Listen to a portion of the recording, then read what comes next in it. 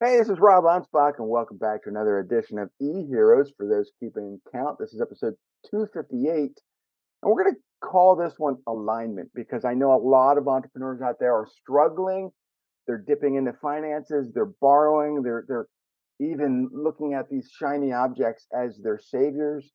And I want to bring on a business strategist who I think you're all going to love. Her name is Michelle Jacobik. And thanks, Michelle, for being here. But we're going to actually start at the very beginning of our lives in the entrepreneurial world, I and love it. we're going to lead out from there. So stay tuned. So, Yeah, I love Michelle, it. Thanks so much for having me today. I love starting at the beginning. I was just asked on another podcast what my earliest memory of being an entrepreneur was, and the host said, and not the lemonade stand, right? Because we've all had that lemonade stand start, I or think. mowing lawns, which is Yeah. that's kind of what I did Yeah, beginning. yeah, babysitting lemonade stands. And I Hmm. remember thinking, oh my God, what is my earliest memory? It was such a good question when you remove the thing you can't say, right? Hmm. And I think for me, I had to go back and this vivid memory came up of the time where Burger King literally was selling, like, you could sign up to do a backyard fair and they would send you the entire kit with like the Burger King crowns and all different things. And you had to go out and like create your activities. And I remember just thinking, oh, I'm going to be the first person in our neighborhood. I was 8. Okay. The first person in our neighborhood that's going to run a backyard fair and literally stepped into, well, you can't have a fair if you don't have people showing up, and the marketing pieces and what could I create. And at an early age, right? Much like I'm sure you and many entrepreneurs that are listening today, if you can go back to that early memory, you start to see the seeds and the foundation of who you were, and how then you start to step into places and you take that forward. But you didn't realize at the onset, especially for me, I didn't have any entrepreneurial parents, any entrepreneurial friends of parents that ran businesses, but I had this thing, this spark for creating money, for creating experiences, and creating my own way and being different than other people. And, So, and I think when we're that young, there is no fear. We don't know yes, the answer to no.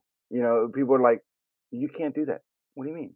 And you just do it because you don't understand the concepts of everybody else saying no. And yeah, that was kind of how I jumped in. People, all the neighborhood people, they're like, hey Rob, can you mow our lawn? Well, yeah.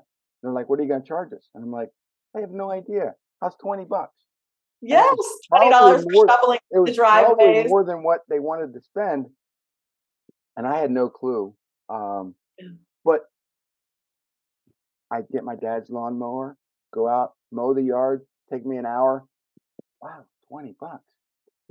And after a Yeah, while, I had all these yards that I was doing, and I was making some good money.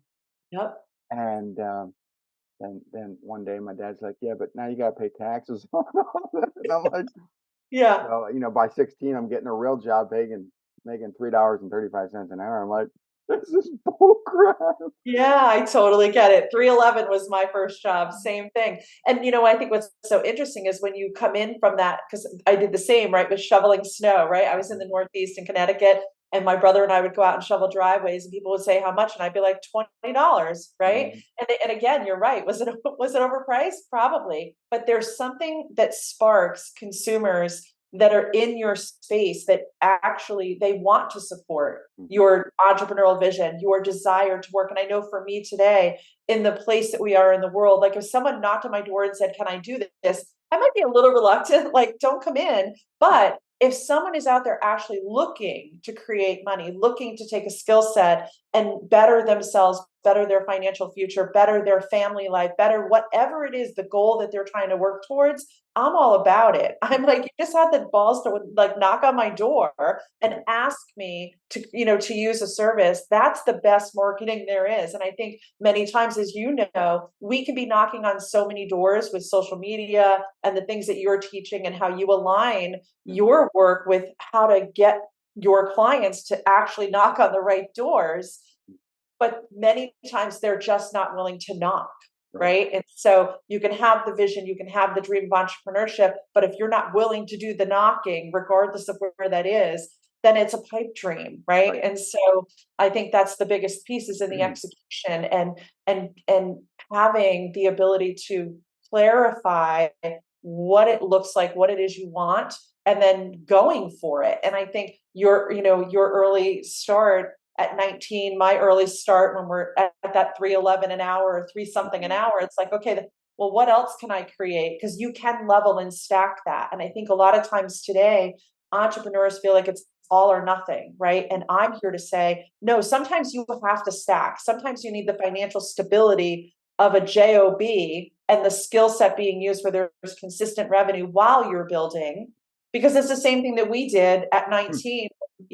You stepped into what you were creating, and same thing for me, that I had to have both in Yeah, I order to. mean, when I started the carpet cleaning business in 1995, I was working part-time at Domino's just to supplement. Mhm. And I know there's a lot of people out there like, well, you should have just been hustling harder. Well, you can hustle all you want, but when you're starting out, you need some income that's coming in. And Yeah, and and here's the problem with me, and I'm sure with a lot of entrepreneurs out there, is we create a business because we think we can do it better, but we yeah. don't have any marketing skills. For me, Mhm. it took 3 years from the start of creating that business in 1995 to when I first went to a marketing event in 1998. So those 3 years, I was going bankrupt very Yeah, quickly. And yep, and till I discovered marketing and how to market correctly, that's when the business exploded and I didn't have to work part-time jobs. I could focus yeah. and even when I transitioned from selling that business to doing consulting full time, they were still both of them running at the same time. So Mhm. I Yeah, was still making money at one and attempting to make money at the other. And then when my books took off, people were like, "Wow, Rob, you're famous." No, I'm not, but it's a yeah. start. And I just felt comfortable I could sell the other business and focus on this one entirely. I love that, and I think for me, one of the things that I love hearing as we're having this conversation too, right, is that when I know for me, I left out when I went from going from the $3.11 an hour to landing a job at 750, like every step up felt like huge, right? Mhm. And then I graduated from community college with my associate's degree in business, and I was, working at a spa and hospitality at like 752 an hour, and I went and actually interviewed with a financial services firm to just be an admin, right? And the step up was, okay, I had no desire to be in financial services. I just knew that the step up was probably an extra $3 to $4 to $5 an hour. Mhm. And I walked in, and specifically the owner of that boutique firm said to me, what do you want to make an hour? And I pulled that out of my head and I'm like, 1150, Mhm. and he was like, okay. Now I was super fortunate because what I ended up with was a mentor who said, I'll give you that. However, I need you to come in open minded every day and understand that one of the things that you're going to do as a requirement of your job is read something positive and motivational every day on our time, right? Small mom and pop boutique firm. And my first day at work, literally at 2 o'clock, after I had already taken my lunch break, he said, here you go. And he handed me the first book, The Power of Positive Thinking, Norman Mhm. Vincent Peale. And he said, 20 minutes, go sit and have a coffee, a cup of tea. And I opened up that book and I thought, whatever. And I don't think I finished a book in high school, like maybe one, right? I was the Crib Notes version of everything. And I remember just reading and the words pulling off the page and into my soul. Like, seriously, I was like, wait, this is how I think. But I didn't know that other people thought this way because my upbringing was my parents, I had a very humble upbringing. Both of my parents worked for a municipality, and it was get a job when you're 18 because you need health insurance, right? Now it's 26 for kids. You could say, my kids can be on my health plan until they're 26. Back then it was at 18. You needed the financial stability because my parents couldn't afford for me to have health insurance. And, come and work for the city. No, thank you, right? And it was always get your head out of the clouds. You think too big. I wanted the six figure. I answered every ad that said $100,000 or more, which meant sales. And I had really no sales background. I just thought I'll do whatever somebody tells me and I'm willing to learn and I'll work harder than anybody else. And so when I'm reading out of this book, 20 minutes a day, and then the next book and the next book. It literally lit a fire inside of me. And when you talk about alignment, the alignment that happened was that my exterior world, the things that I thought here externally now were showing up, and I was seeing what was possible. And I was also, when we talk about marketing, right? I had, at the same time, by the way, I was blowing up credit card debt because Visa and MasterCard were my angel investors. They were showing up. I moved out of the house with my big paycheck, bought a new car, bought all the things. And I started making a lot of mistakes at that early stage with money. I had no financial maturity. And the oxymoron was, here I was working for a financial services firm who is out teaching people about money. And then I stepped into learning and getting my Series 7, getting my Series 63, becoming a financial advisor and working with people. But I was at a young age and playing the keeping up with the Joneses, right? And trying to figure out how to create my own financial stability when I was so immature and what that looked like. For me, it was all material things. It wasn't the learning and the, how things were going to show up. So I had to work on the inner pieces of me while I was working on the external pieces as well. But I went through that period of time where I had no clue and just literally was using credit cards to fund my dream.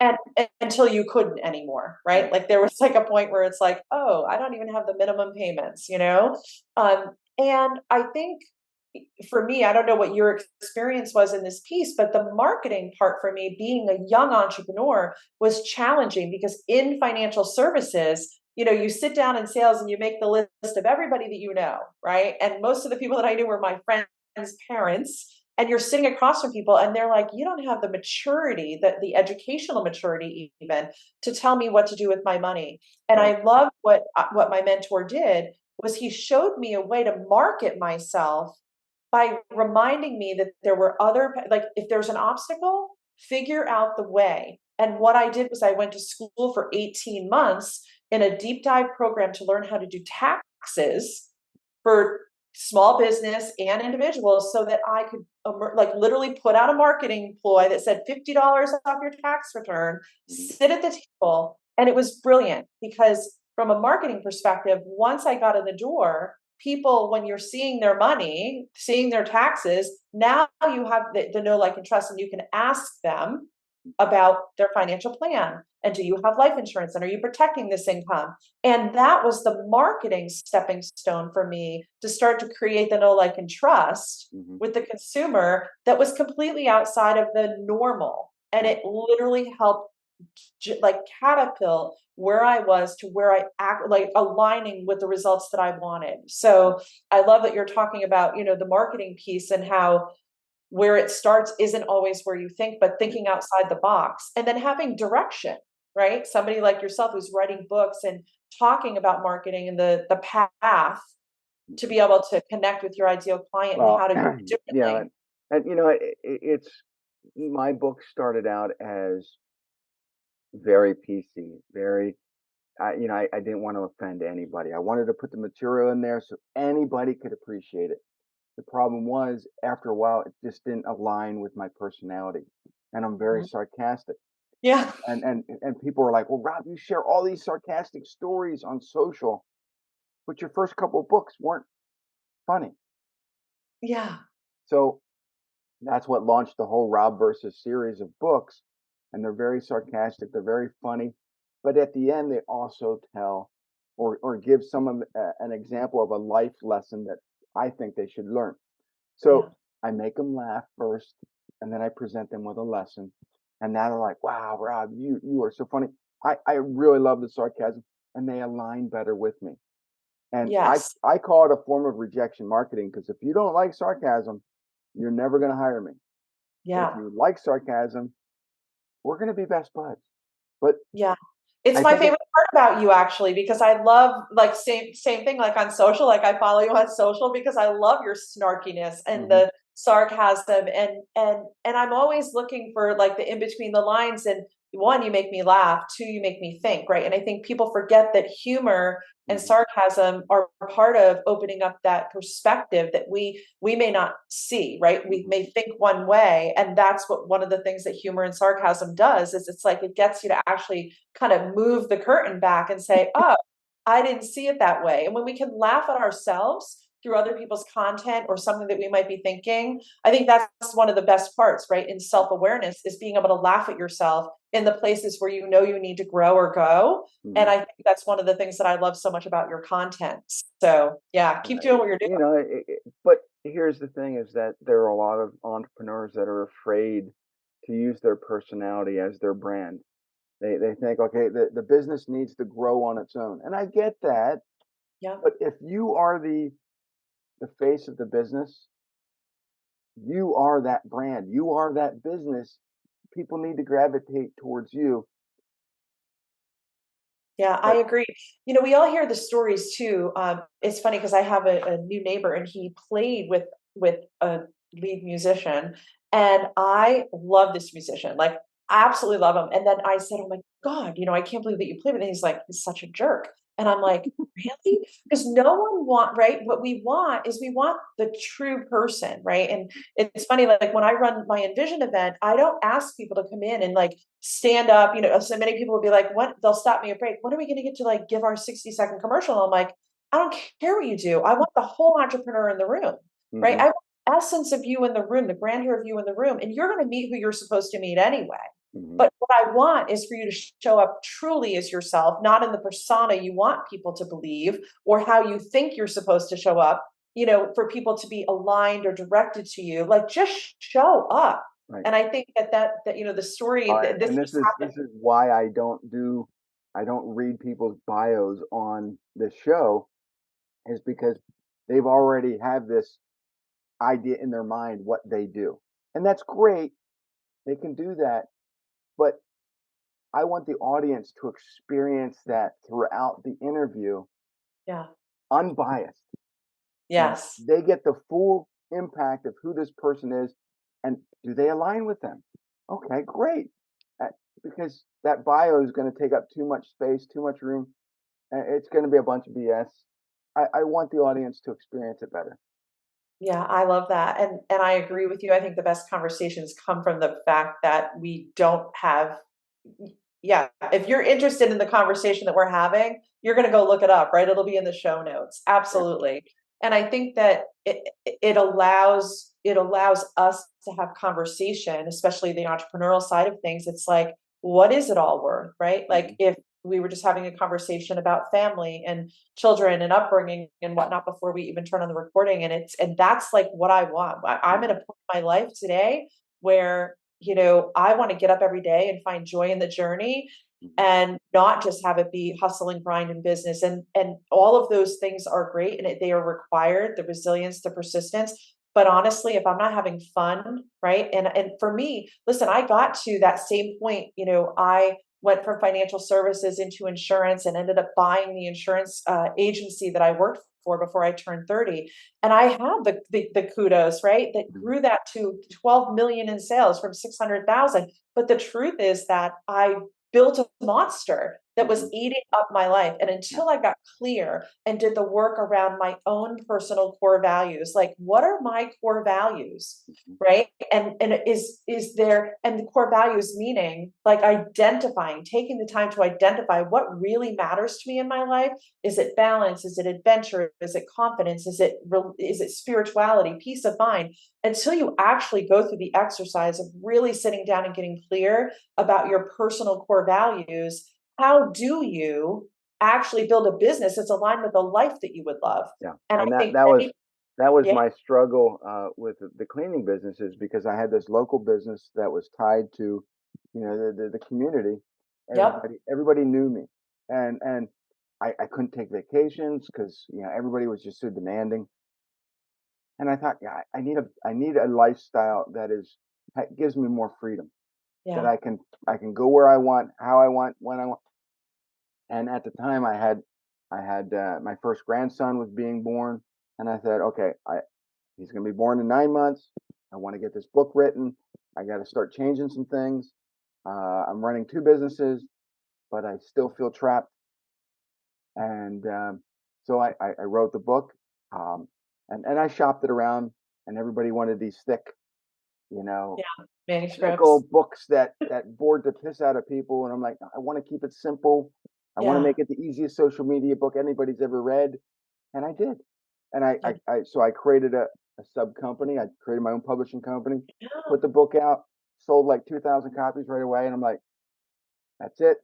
Sold Yeah. sold the cleaning business. Sold, Yes. and I have now a business that aligns with my freedom. I can go where I want, how I want, do it. I can take time off. I mean, it just gives me the flexibility to be better, not Yeah. only I for agree. myself but for my family. And and I think that sometimes we forget that. Okay, yes, we want to be an entrepreneur. Yes, we've created this business, but the business is supposed to fund your personal life. It's not supposed. Yeah. Your personal life is not supposed to fund your business. And a That's lot of right. people get trapped in their business with no way out. I love it. One of my favorite things about The Path to Profits, right? My newest book is I love when people download the Kindle version, you can actually see the reader's highlights. And Mm, we've taken the things that readers have highlighted and we've now taken those quotes because I can see that they're the most impactful things. And the number one that gets highlighted is me saying to people, you can be profitable in support of your life rather than at the expense of it. mhm, But that is like the number one, like there's tons of, I think we have like, 100 things that got highlighted more than 50 times, right? We're mhm, using the social media for quotes, but the truth is like as an author to have people actually resonating with the mm, words that are jumping off the page for them to highlight them and bookmark them because it hit their soul, right? Like clearly that sentence hit their soul. And it's like, okay, if that's you, if you find that you are profitable at the expense of your life and not in support of it, I want people to know that there's another way. mhm, That there is another way. And I believe that that does start with vision, yeah, right? And understanding like what are your core values and what is it that you dream about and having goals, right? Because you can't get where you want to go if you don't actually have a timeline. I always say goals are dreams with deadlines, right? So helping people get clear about their goals and not just their financial goals, their family goals, their relational goals, their spiritual goals, their work goals, their financial goals, yes, their health goals. Because if we're not healthy, right, then mm, what's it all worth? But getting them to look at the layers and then identify if they are already in business, not just aspiring to be in business, but they're already there. If their core adventure, one of their core values is adventure, and mhm, they haven't had any freaking fun or taken an adventure in 3 years, then you're out of alignment, yeah, right? And so, okay, how can you first you have to identify what are the core values. And mhm, I think for me, when I did that and I got clear, I was like, one of my biggest core values is fun and adventure. And I'm like, okay, if I've gone a week without having fun, I'm turning it off and I'm going to yeah, go have some fun yeah, because that's the measurement of what I'm doing today. And it's interesting because like you, I actually stepped away. Thankfully, you built a business that you could sell. And I teach that today. Like when you're an entrepreneur, are you building it for cash flow and freedom today? Or are you building it for cash flow and freedom today and to sell for the future? mhm, How you build it is completely different. The way you built the cleaning company, you clearly had something to sell. I had something to sell, right? I was able to sell my share of the insurance agency when I was ready to exit, thankfully, because that helped me create the runway, not just the roadmap to the next thing, which I thought I was clear about and I wasn't. There's two books behind me. One is Prosperity After Divorce, right? And how to recreate your life with lifestyle redesign, all about money. But I thought that was the place I was being called to. The mm, truth was that it was depleting work.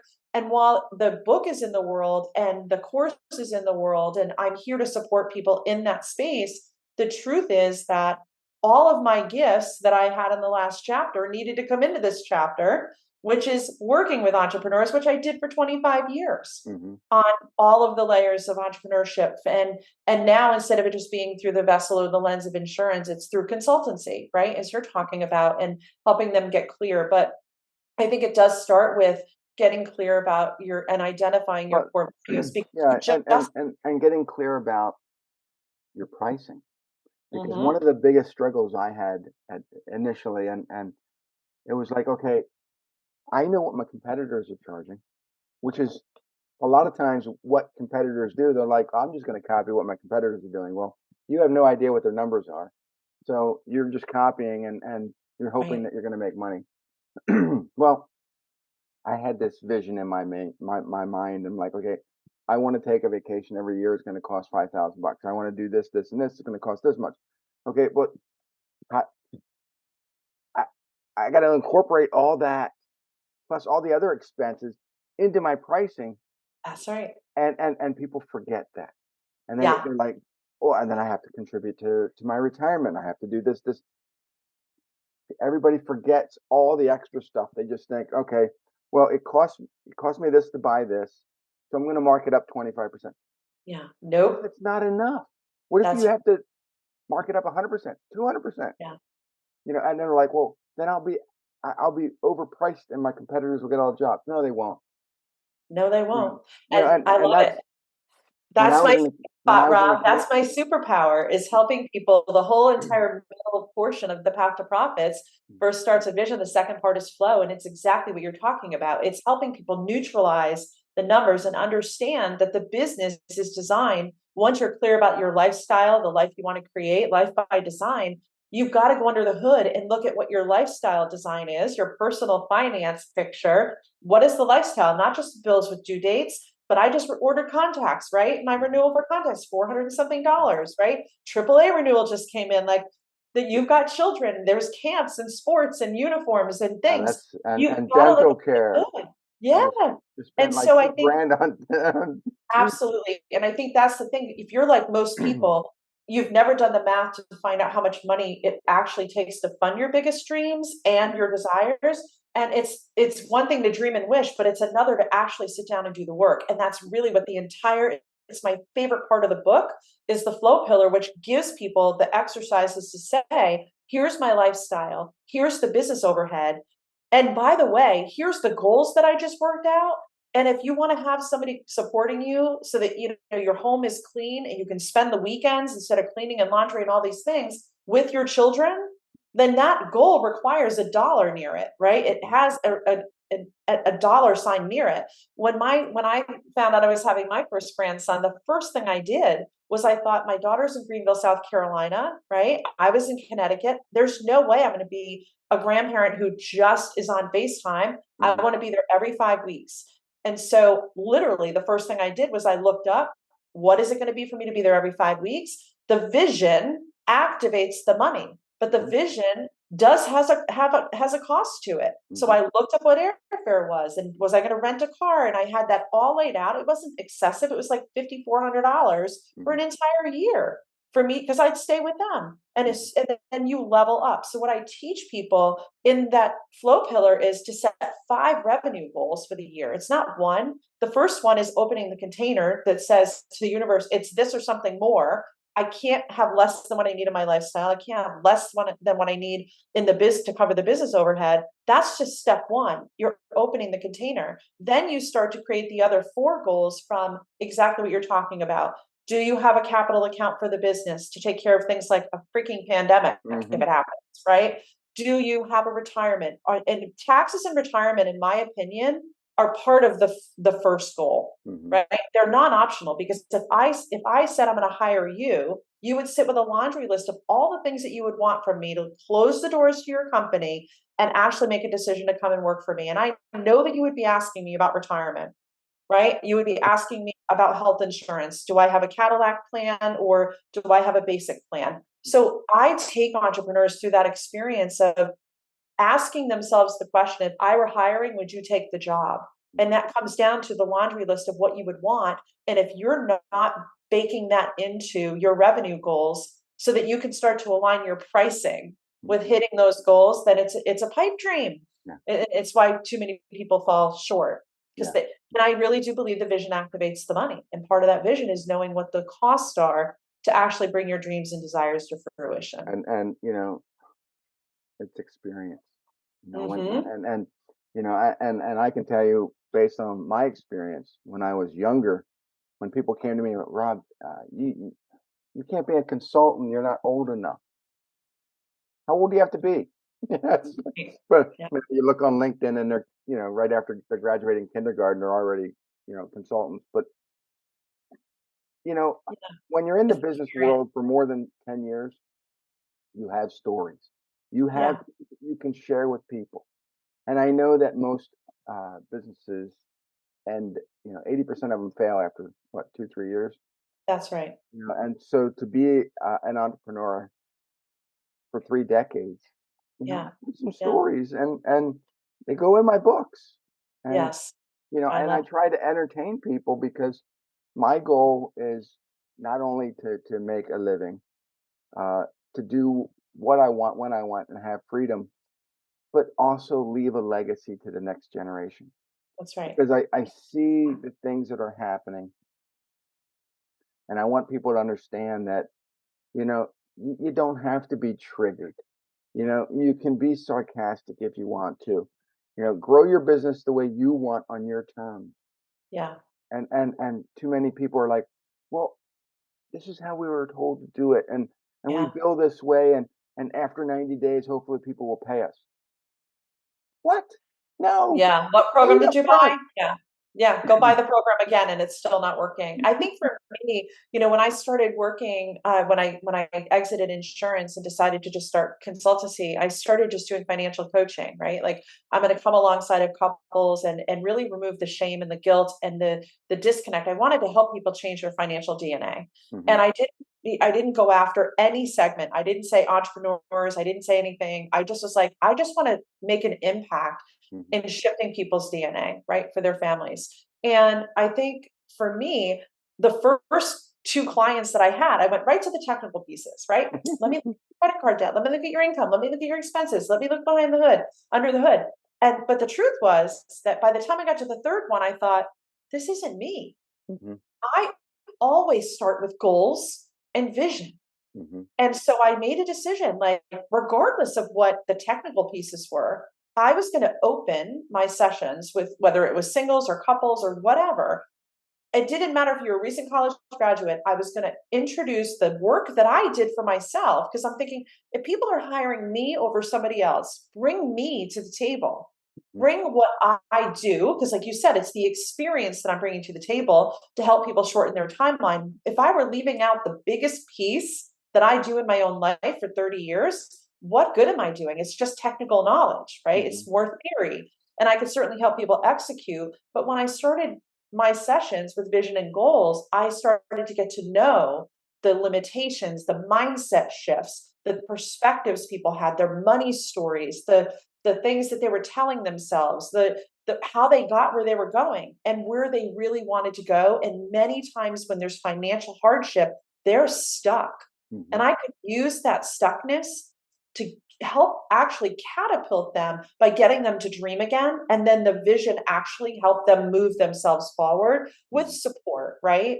But I think that being authentic, right? So I can F bomb because if you don't like the F bomb, guess what? You know what? Then you're probably not my person Hmm. because I'm going to the session. I'm going to say, fuck, you know, Hmm. or I'm going to maybe I'll start maybe I will start a session and I'm feeling called to pull a card from the Oracle deck that I Yeah. created that is about just centering and grounding yourself with a word that you can go inward and say, what does that word mean to me? Hmm. Right. And just move yourself into a place of exploration, self assessment.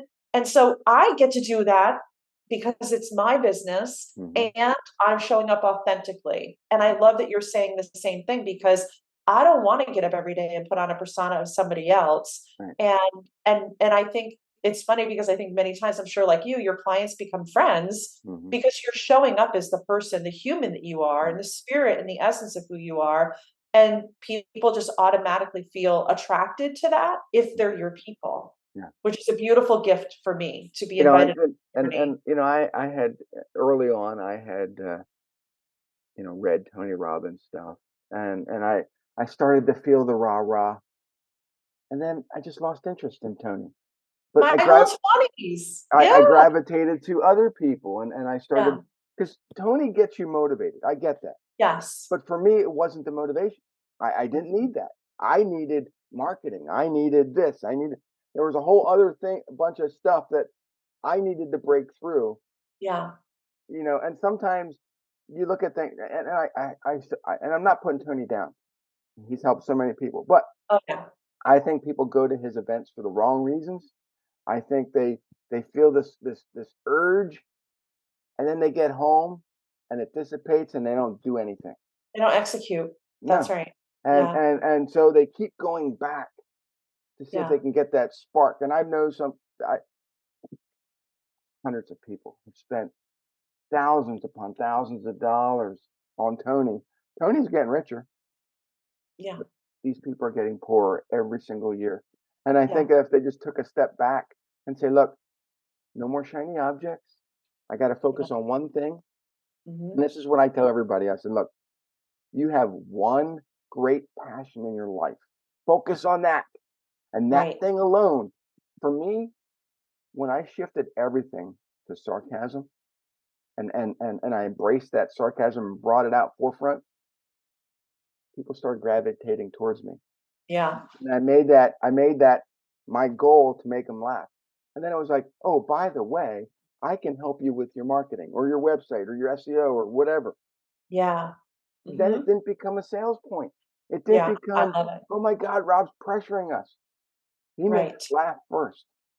Yeah, I love that. And it's so funny that you say that about Tony Robbins because I was my whole entire 20s, right? Like I had every CD in my car playing all the time, Zig Ziglar, all the things, right? And I could crush any goal. He totally motivated me to unleash the power within.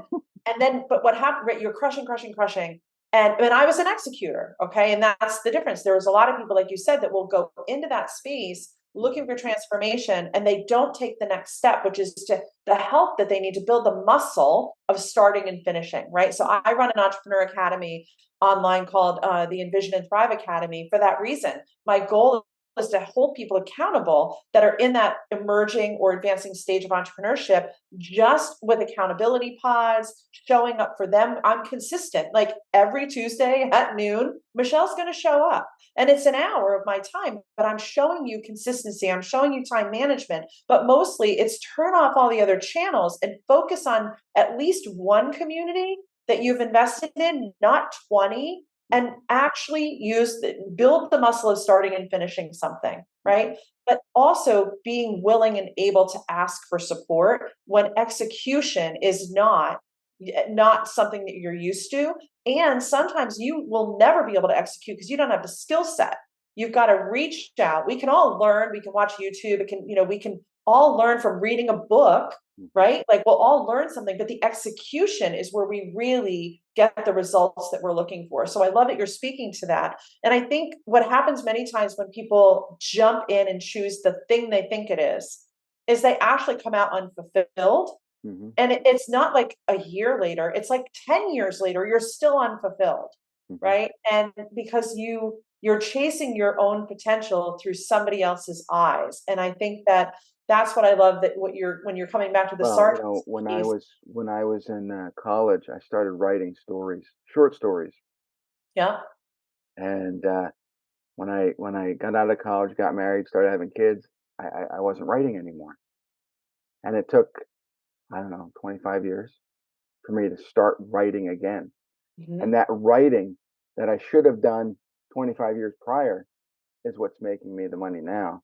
It's my Yeah. passion. I love doing it, but I think sometimes we get caught up in other things.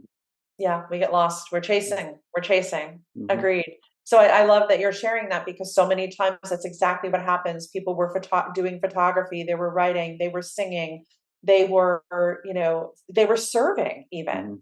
And they, in a place, and somebody along the way said, you can't make money doing that. Right.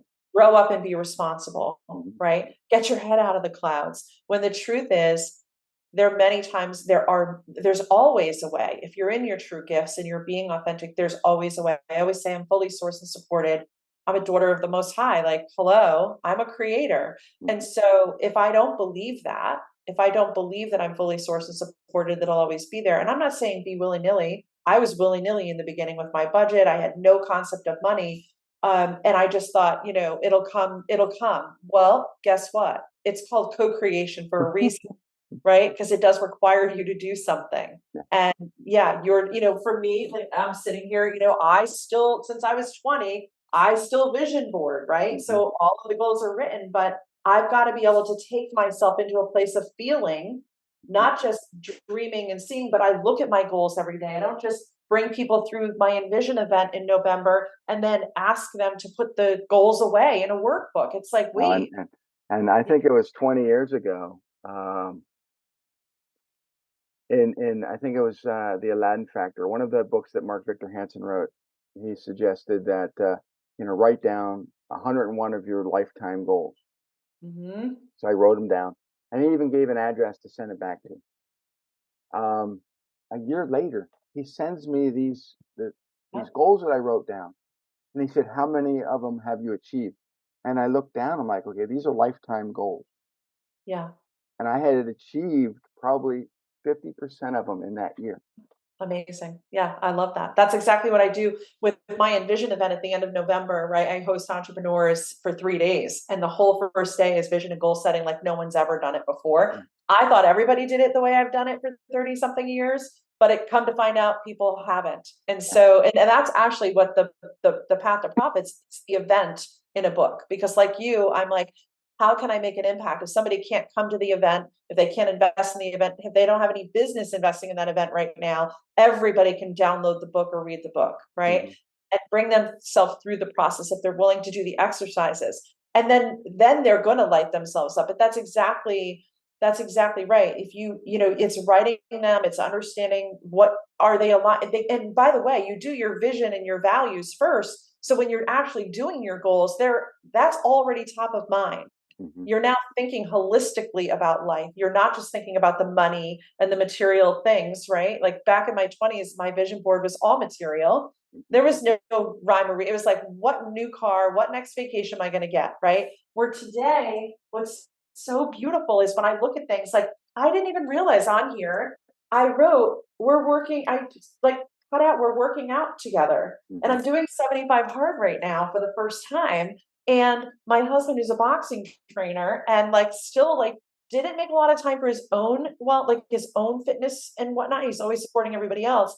He's now stepped on to, hey, I know you're going out for your second workout. I'll take that walk with you. Hey, you're going to, and I look at my board every day and I flipped it over the other day and I'm like, oh my God, I actually manifested that Mhm. because I wanted to work out together, Yeah. but didn't want push, press, prod. And I think that's what happens when you write out your goals, then you create the vision board. The vision actually expands the goals, Mhm.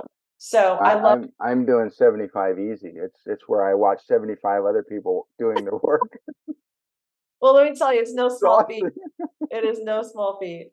But I'm learning, what I'm learning is as an entrepreneur and somebody who has always worked on self-awareness and personal and professional development and always had support, always had consultancy, always had coaching because I'm not done learning. I'm never going to be done learning.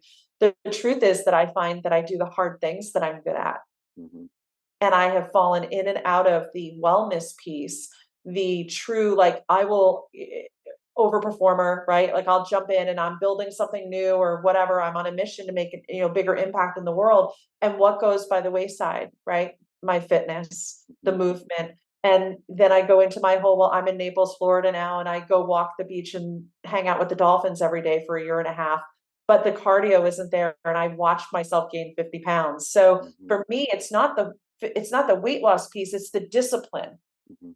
Can I truly be disciplined with the things that I know are important to me? I love Sean Whalen. He teaches core four about the power of body, the power of relationships, the power of your mind, and then the power of business. And I think for me, I'm like, shit, I've had that book on my Audible for like a year and a half.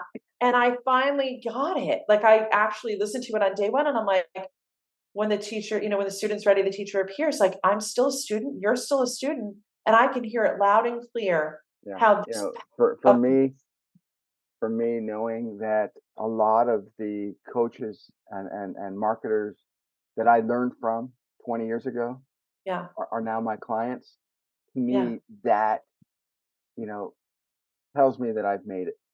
yeah. Absolutely. I love it. Well, And you're so, doing amazing work. it's I'm just trying to be me every day, Yeah. and a lot of people say, well, oh, that's just terrible. It's just, I can't be anybody else. I mean, if I had to be Batman, I would, but Yeah. I'm getting too old for Hey, that. I'm gonna So, be Batman if I could be Batman. Cut it out. Cut it out. We'll so give up Robin. how do Well, I people find you? How do they get your books? Where do they go? yeah, so my book is available anywhere that you can buy books, pretty much, on Amazon, Barnes and Noble, Books a Million, Target, Walmart. My website is michellejacobik.com. And yeah, I'm on Instagram as Michelle Jacobik, Facebook is Michelle Jacobik. Like again, we're talking about staying in our identity. Hmm. Everywhere you want to find the book, The Path to Profits, Prosperity After Divorce, or just inspiration around, how to make and keep more of your money and be inspired in your life, like live authentically and inspired in a place where you are in your gifts and making an impact. Follow me. Yeah, and one of the biggest ways to keep your money is not fall for shiny objects, but Absolutely. we can talk about that later. A Anyway, I hundred want to thank percent. everyone for listening. I want to thank Michelle, and we'll see you guys on the next episode. Yeah, Adios. it's been a great conversation. Thanks, Rob. Yeah.